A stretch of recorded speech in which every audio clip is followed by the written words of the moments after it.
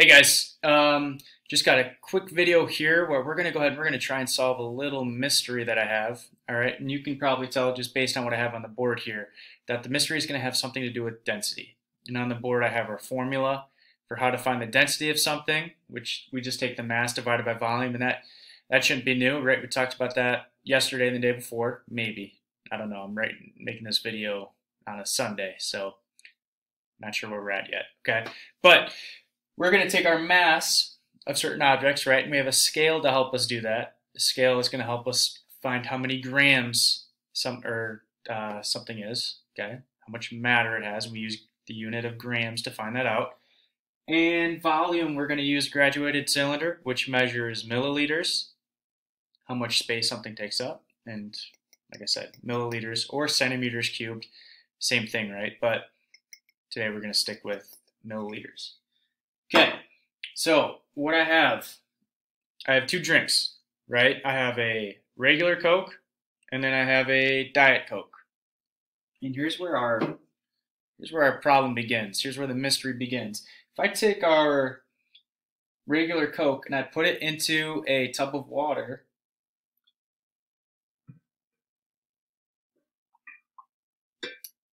it's gonna sink. You can hear it clinging on to the bottom there. Goes right to the bottom. I know it's kind of hard for you guys to see in that video, but this Coke can is actually sitting at the bottom of this tub of water. However, when I take the Diet Coke and I try to put it in the water, it floats, okay? It's not sinking. So we should know, based on what we've done over the last few days in class, that this has everything to do with density, okay? We know that something that has a low density is going to float in something that has a higher density. So think about the Dead Sea, right? The Dead Sea, it's made up of a ton of salt, a lot of salt water. It's like 30% salt, so 10 times saltier than the ocean. And people can float on it super easy because the water is super dense. Same thing here, right? The water is not allowing the Diet Coke to sink because the Diet Coke must not be as dense as the water. On the other hand, the regular Coke is sinking to the bottom of the water, so we could probably make the assumption that, well, this regular Coke must be more dense than the water. And obviously, our regular Coke must be more dense than the Diet Coke because it sinks, then the Diet Coke floats. But we're going to kind of address that, make sure that's 100% true, and then we're going to figure out what is making the regular Coke more dense than the Diet Coke. Okay, they're the exact same size, they're both Coke, right? What is making one more dense than the other? So, in order to do that, I'm going to try and see if I can set this right. In order to do that, we're going to run some tests, okay? So in the back here, I have two graduated cylinders. One of them is filled with 100 milliliters of regular Coke, and the other one is filled with 100 milliliters of Diet Coke. And they're already in graduated cylinders, and we already know our volume of both of those, right? We already know that we have 100 milliliters of both varieties of Coke. So volume is done for it. We already know. So I'm going to write a reminder on the board here, okay? And my handwriting is really going to be bad here because I'm going to be writing in an uncomfortable position. But it'll be density of Diet Coke, and I'll write density of Coca-Cola. All right, so I'm going to set up our equation here, and we already know our volume for each of these, right? Diet Coke, it already has 100 milliliters of Diet Coke. Regular Coke, again, it also has, that graduated cylinder also has 100 milliliters inside of it. So I went ahead already, and I'll get another color marker here. Oops, I'll get another color marker here. And I'm just going to go ahead and cross off the volume on our equation because we took care of that. We know in both graduated cylinders, we have 100 milliliters of Coke. Okay, so we're halfway done with this problem. We have half the information we need. We just need to know how many grams we have in each, okay? In order to do that, we use our scale. So first thing I need to do, since the Cokes are already in the graduated cylinders, I can't get a true unit of measure for those, okay? I can't figure out how many grams really are in those graduated cylinders unless I know how many grams are in a graduated cylinder by itself, okay? So regular graduated cylinder, it is 106 grams. Let's keep that in our minds, okay? Graduated cylinder, 106 grams. Well, what's that going to do for me? Well, when I find the mass of each of these graduated cylinders with Coke in them, I'm going to go ahead and subtract the mass of the graduated cylinder because I don't care about that. I don't care about the mass of the graduated cylinder. I only care about the mass of the Diet Coke and regular Coke, okay? So we're going to go ahead and find the mass of the regular Coke. And it is saying, it's going back and forth between 208 and 210. So we'll call it 209. How about that? Go right in the middle. 209. Well, now it's, okay, whatever, 209.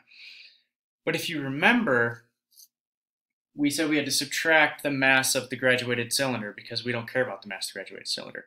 So 209 minus 106 is 103, okay? So the mass of our Coca-Cola is 103, regular Coke. 103 grams. Awesome. Now we have to find the mass of our Diet Coke. Keeping in mind the mass of the graduated cylinder is 106 grams. So when I put this guy on here, I get 204 minus 106 is going to be 98. So 98 grams for the Diet Coke. All right, from here, I'm going to go ahead, I'm going to switch my attention to the board because we're going to do some math here, okay? And what I have here is a division equation, right? So density of Diet Coke is 98 divided by 100. So I'm going to go ahead in my calculator, I'm going to do 98 divided by 100. 98 divided by 100 is 0.98. And remember we talked about the other day, we got to use units, okay? So 0.98 grams per milliliter.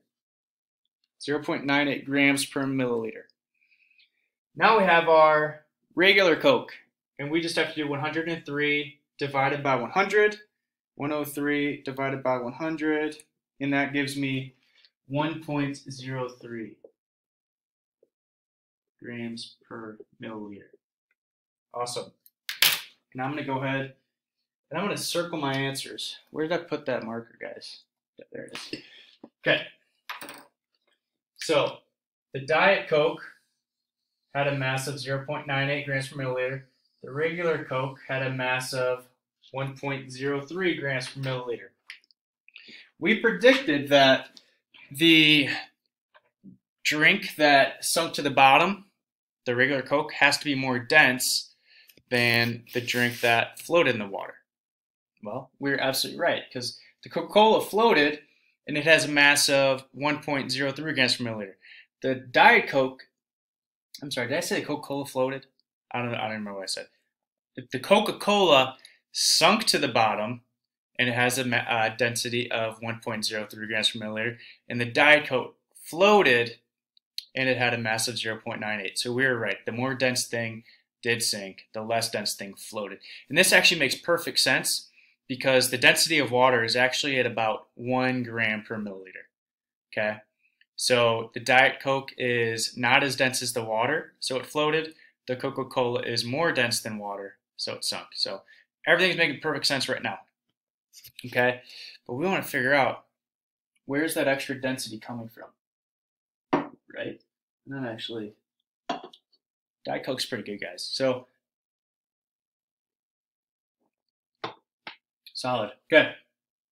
The reason Coca-Cola is more dense than Diet Coke, and think back to those density columns we did last week, right? The more salt you added to the water, the more dense it became. The less salt that was in the water, the less dense it was. Well, with these two drinks, you might know that Diet Coke doesn't have any sugar.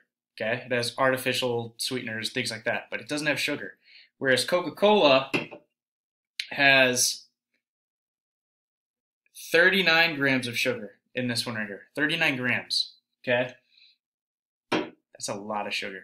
All right? I'm not even going to explain how much that is, but that's why I don't drink Coke too often. Okay? So that's where the extra density is coming from. The reason Coke is more dense than Diet Coke is because Coke has an extra 39 grams of sugar in it. Yikes. Okay? And that's why our Coke's going to sink. Alrighty, I'm going to let you guys go. And hopefully you understand now why Diet Coke floats in water and Coca-Cola sinks in water.